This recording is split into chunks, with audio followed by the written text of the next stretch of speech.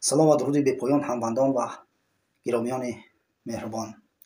соли 750 барои ба хотир биёрем ҳамчун соли шӯр, соли ғам дар таърихи мо боқӣ мондааст, чунки дар ин сол ҷавони 37-солаи тоҷик Беҳзоди Ҳурмуздӣ, ё ки худ баъдтар номашро арабҳо Абу Муслим карданд, чунки агар номи тоҷикӣ бошад гӯё ки ӯро ҳамчун инсон намешумориданд.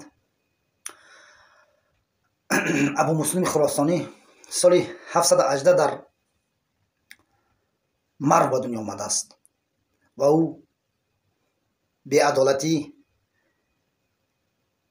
ноинсонии арабҳоро дида шӯришӣ барпо менамуд ва шаҳрҳои тоҷикнишин Марв,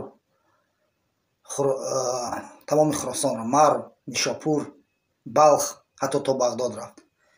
вале дар соли 750 дастгир шуду дар Миср ба қатл расид.